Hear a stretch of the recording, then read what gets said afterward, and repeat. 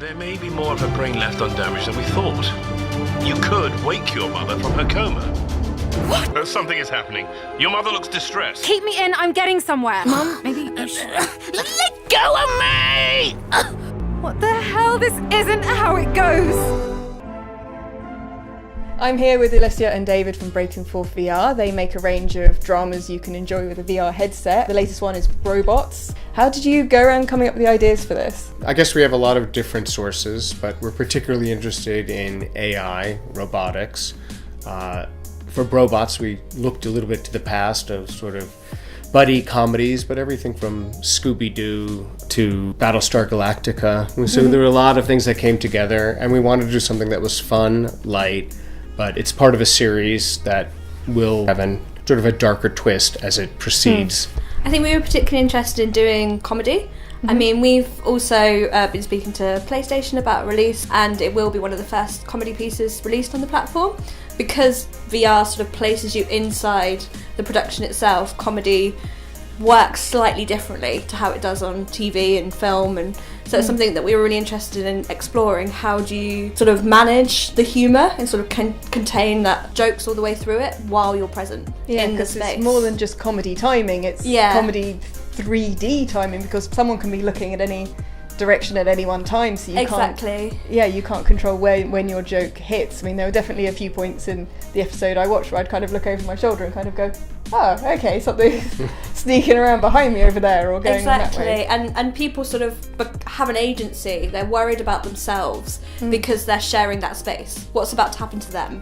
Is it something going to be bad? Is it something going to be make them feel uncomfortable? So it's a very sort of fine line to kind of keep it funny and not cross into a line where your audience is a bit worried about themselves and about what's about to happen. They need to let go and enjoy the comedy, sort of just go with the flow of the story, and I think that's something that we worked on to try and make happen with the script and the production. Yeah. It's a little bit like being on a sort of a very gentle roller coaster ride in some ways, because you are the roving cameraman effectively in the piece. Exactly, yeah. That's one of our directorial techniques. We pretty much always try to keep the camera moving, which is different from a lot of other VR pieces.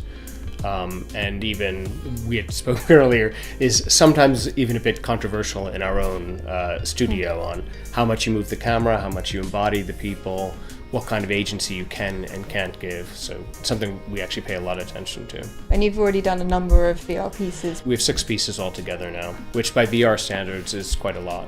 Yeah, and they're quite long in length for VR pieces as well. We've got 10 minutes up to 18 minutes for one of the ones I watched today. So quite ambitious in the size of these episodes. Yeah, I mean, in some ways they're as short as they can be to tell the story you want to tell. They're short because there's a lot that goes into making them. Well, for cost reasons, as well as the amount of time someone can spend in a VR headset, we try to figure out, okay, how do we make sure that the pacing works, make sure the story works, and make sure the technology works, and especially early on, things don't overheat. You know, if you make them much longer, sometimes the phones would get pretty hot. Yeah, there's a lot more technological limitations as well as opportunities that you've got to explore with this kind of thing. Yeah, definitely. It's an interesting experience. You do tend to lose track of time when you've been in them for more than sort of 5 minutes. The difference between 5 minutes and 18 minutes isn't that much the way you're feeling it, just because you're cut off from everything else. Generally, people say our pieces feel really short,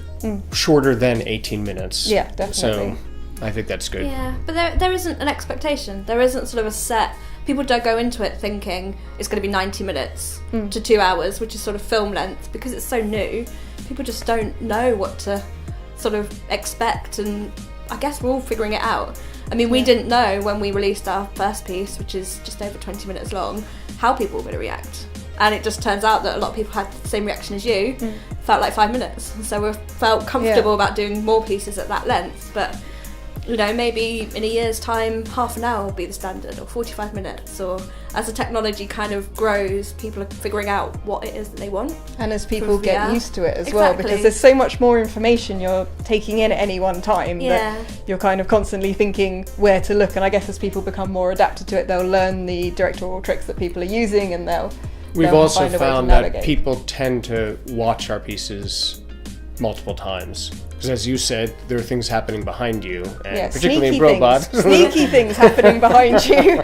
So people want to say, oh, I want to go back and watch that, because they'll just catch a glimpse of it. And I mean, we had one person recently who just sat in one of our productions back to back 3 or 4 times, just didn't want to take it off. And we were sort of going over and was like, have you seen it now? And he's like, just one more time. There's something I missed. I saw something out the corner of my eye. It was just over there. Yeah, no, that must be really different from rewatching, say, a movie or something, because you can have a completely different experience with every watch of it. Yeah. And obviously, I've been lucky enough to see a preview for one of your up-and-coming releases, which is called Lucid, and that really did grab me, the storytelling and the visual style that you've got in there. How many episodes do you think you will make? Well, so it's interesting. Lucid was initially conceived as one piece, but as we were doing it, we began to fall in love with the world itself. Yeah. So even early on, as it was being constructed, I began to think, oh, I could definitely see going back to some of those places. So I have an idea to turn it into a trilogy. We'll see what happens. Incredibly detailed, and the amount of world building and the amount of information. It felt like a really good introduction to a world. I wouldn't have imagined that it had been conceived as a standalone piece, just based on how much detail you had in there. I want to know more about the characters and about those worlds already, so okay, great. At least a trilogy would be good. Okay. But yeah, it's incredibly exciting stuff, and we don't see as many dramas, especially with Lucid, as that has got elements of fantasy and science fiction and drama, and some places a little bit chilling as well. It's very genre blending, and it's I mean, I guess personally that's what I really like: science fiction, fantasy, and things that are a little chilling. So that's kind of me. I've got that down fairly well then.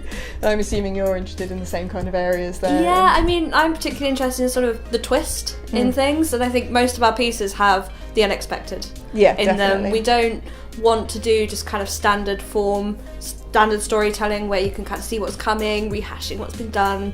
We're in VR, we're in a totally different medium, so let's do different kinds of stories, and let's sort of play with the storyline and characters and give you kind of twists and unexpected turns and things throughout our pieces. So yeah, definitely. And I felt that you probably saw how confused I was looking around at things every now and again. It's incredibly immersive, especially the stuff that you've made. I've played various VR games and seen things like that, but this especially, I would say especially with Lucid, I really felt part of the story, even though I was a spectator, and that's quite an interesting new experience to me, so I really appreciated being able to do that. Where can other people see your work? So right now we're on Gear VR. We're launching our own container app called Warp actually on Thursday, so it'll be on Gear VR. Later we'll come to Google Daydream. Right now, Control, one of our pieces, is on PSVR. Robots, which you also saw, is currently on Samsung VR, coming to our container app and to PlayStation as well. And it's on the Rift. And it's on the Rift, right? Yeah, that was launched a couple of weeks ago. Right, so. Which has done very well, so we're excited about that. Yeah. Awesome. And what's your guys' website so people can look this all up? So we're breakingforth.com. It's FOURTH, like the fourth wall. And all of the information is there. Awesome. Well, thank you very much for talking to me. This was a really awesome experience, and I highly recommend it to anyone that can get hold of these. Well, thank you.